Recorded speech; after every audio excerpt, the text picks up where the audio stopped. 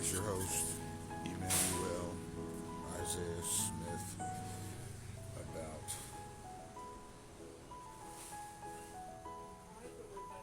changing of the guards, or as they're referred sometimes as new orders.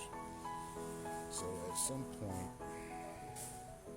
in the trajectory of a government, a nation, a people, the majority of the population will decide that they don't like the trajectory of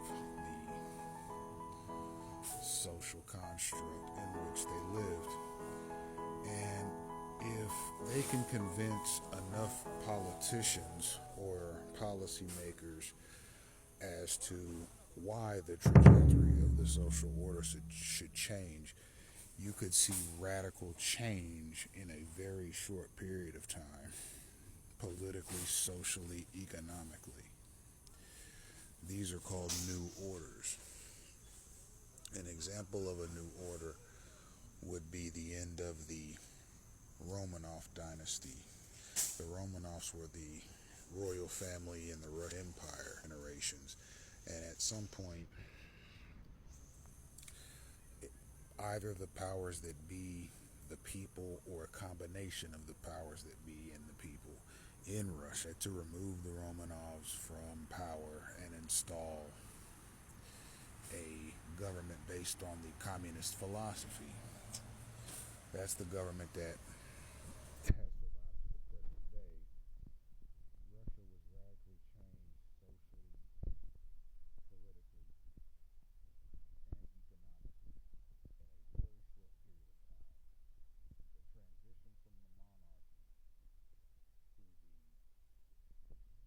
monarchy to the communist revolution, a new order,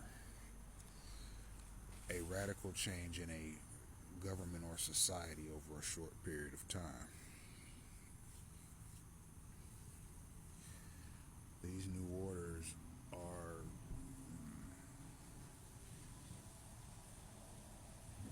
they're history changing, because it isn't just the population of the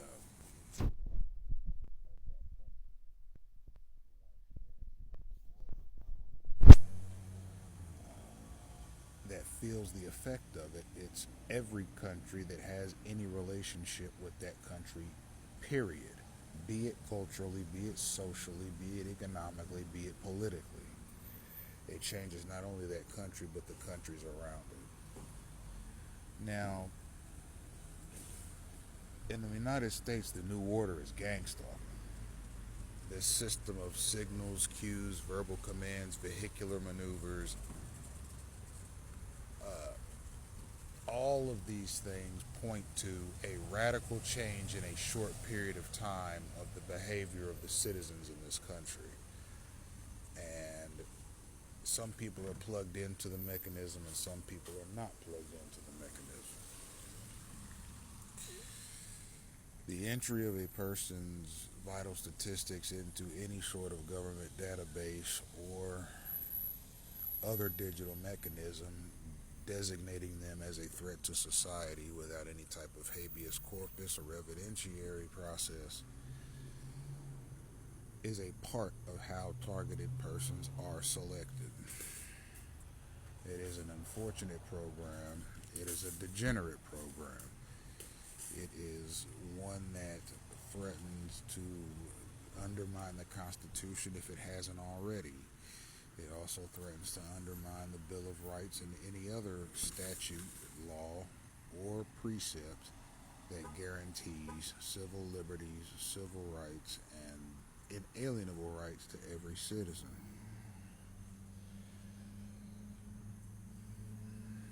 The new order in this country is disappointing because of all of the resources that it has at its disposal with respect to human capital, technology, business resources, economic resources, credit, etc., etc. You'd think that the American socio-political machine would move forward much cleaner, much classier, much more sophisticated, much more elegant, much more cognizant of constitutional rights and liberties and what that represents. However, we don't have that. We essentially have a mob rule, and this mob wants similar conditions to Jim Crow. Now, the directors of the mob want similar conditions to Jim Crow. They want people to stay to themselves ethnically, religiously, racially, and sociologically. They're communicating that in so many different ways, almost as if they are preparing society for the re-implementation of Jim Crow. And they're re-implementing it in an impersonal way. There are no signs up that says no people of this particular socioeconomic demographic can come into this store, this restaurant. But if a person that goes into that store or restaurant does not fit the socioeconomic or demographic mold of the type of customer that they want in that store, that person might experience gang stalking or community harassment or some other mechanism that's tied to these programs and protocols and so forth that I've been talking about been about 8 years now. So regardless of whether or not the Congress of the United States acknowledges the gang stalking mechanism, the mob rule mechanism, the synchronization mechanism, the signaling mechanism, it doesn't mean it is not in actuality functioning and moving, not only against targeted persons but against other stalkers. I mean, it's something that people ought to be briefed on. It's something.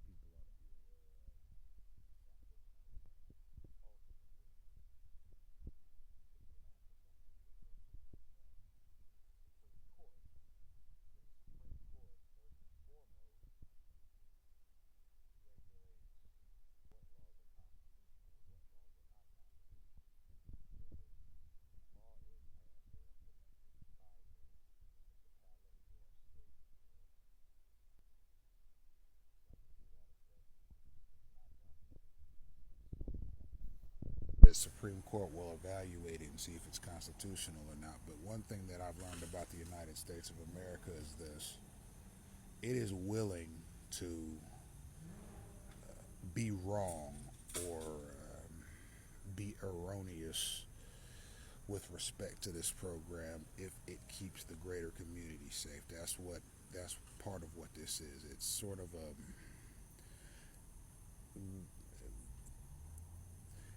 a conundrum of priorities. I don't think for a minute that the national security or intelligence community in this country would say, you know what, there are 100,000 people in this country that may be legitimate targeted individuals. Let's pull the plug on the whole program just to satisfy those people, those targeted persons, those TIs. We'll pull the plug on the whole thing just to make them happy. That's not going to happen. They would actually rather see all 100,000 of the targeted individuals perish in the program so that they can collect the data concerning what they experienced and how they reacted to it. They believe that data can help them implement similar programs in the future or understand people better, quite frankly. So they see their work, the particular citizens they're trying to protect, and the new trajectory of the American society